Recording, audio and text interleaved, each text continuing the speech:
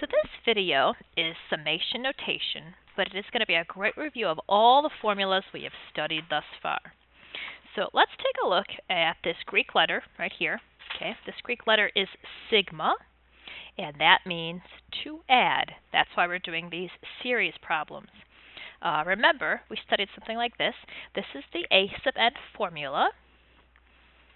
A sub n formula, whether it's arithmetic or geometric. Okay, the formula for a term. This down here is the starting number. That's your starting input. And so all the problems that we do today, you are going to make a summation notation, and you're going to say n is 1. So we're always going to call the first term 1. And then this right here, this is the last input, okay, or the n value. The n value. So how many terms? Number of terms. Now, I'm going to walk you through a couple, and then you're going to be on your own to go ahead and finish this. Okay, so here's the directions. So taking a look at this example, A, is it arithmetic or is it geometric? So this series is geometric for sure. And what is the R value? -3. -3. Okay, we have to state a formula for A sub n. Okay, so the second thing we're going to do is we're going to have to write a term formula for a geometric sequence. So A sub n is, this sequence starts with 8. The R value is -3 to the power of n minus 1. Let's go ahead and simplify that. 8 over a -3 would be -8/3. Put him in parentheses, and then -3 to the power of n. Perfect. Okay. Part C, find n. All the problems here are going to be finite. Okay, they're ending. So I know this is A number 1, A number 2, A number 3, A number 4, but then dot, dot, dot, and it gets really large, and I don't know what term this is. I'm going to call this one A sub n, and I'm going to put that term into the formula I just made, and that will help me find n. So for part C, use the formula you just made, 4, 2, 5, 1, 5, 2, 8. Okay, 4 million there equals -8/3 times -3 to the n. Now remember, this is a term. This can't be the 12.13. This could be the 12th term or the 13th term, something like that, but it can't be a decimal. So if you get a decimal, you did something wrong. So the first thing I'll do is maybe use some reciprocals here, -3/8, -3/8. So -3/8 times 4, 2, 5, 1, 5, 2, 8. And I get -1,594,323. I really hope that you're doing these with me using your calculator, so you're practicing the technique, because you're going to have to do this yourself in just a second. Over here, we have -3 to the power of n. Now, I think we've talked about this before. Most people like the guess and check method. Is n going to be even or odd? -3 to a power comes out negative, so that's definitely going to be odd. Some people like to go big or go home, so let's try -3 to the 15th power. That number is too big. Okay, let's try the 9th power. That number is too small. Let's try the 11th power. Nope. Let's try the 13th power. Ah, perfect. So n is 13. N is 13. So how many terms does this series have? 13.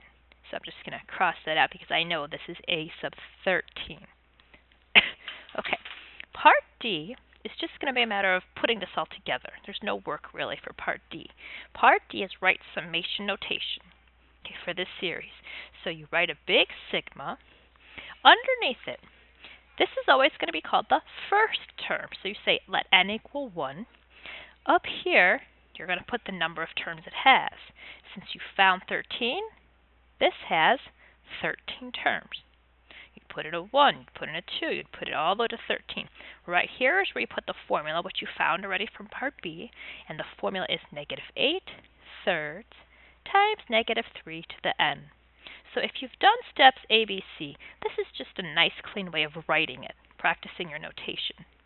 Okay, and the last one is find the sum by hand. This is a finite sum, so you have to say S sub number. How many terms are there? Well, 13. This is geometric, so we're going to use the correct formula, which I hope you're memorizing by now. First, you write A sub 1, which is 8. And then it's 1 minus the r value, which is parentheses -3, to the power of n, which is 13. And then it's 1 minus r, which is -3. In the bottom, you can go ahead and cancel those, but in the numerator, exponents have to go first. This is just a matter of typing it in your calculator, but I notice none of these numbers are decimals or fractions, so the answer is going to come out nice. The sum of these 13 numbers is, please practice. Please type it in and tell me what you get. 3,188,648. Very nice. Okay, we're going to go ahead and take a look at this next example here, doing those same steps. So please look at this example and tell me if it's arithmetic or geometric. This one's going to be arithmetic. You say that because you must know what D is. D is going down by 7, -7. Okay, part B, what's the directions say? Write a term formula, A sub n.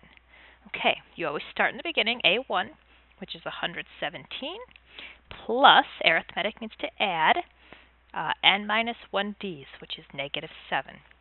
So A sub n equals -7n plus 7. 117 plus another 7 is going to be 124. Okay, part C. How many terms are there? So I know this is A sub 1, A sub 2, A sub 3, and this is A number, I'll call it n, because I don't know how many terms there are.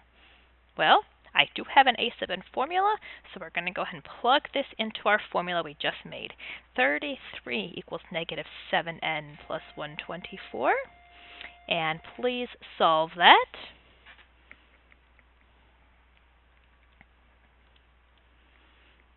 And remember, that's going to be a nice number. That's the number of a term. There are 13 terms again. That's just a coincidence. It's not always 13. Okay, part D is writing it with our sigma. So the sum, this is the sum of n equals 1 all the way up to how many terms? 13 terms. I'm going to label this as A sub 13. And the formula for this sequence is -7n plus 124. Okay, part E. This is where you practice your summation. You're going to sum how many terms? 13 terms. 13 terms. The arithmetic formula for summing says you write down the n, and then it's over 2. First plus last. 117 plus 33. Again, this is a lot of nice numbers here. Nice, nice, nice. So the sum is going to be exact, and the sum is exactly 975. Okay, this video walked you through all the formulas, a quick review, and what's going to happen now is you're going to turn the page and you are going to try 6 of these problems.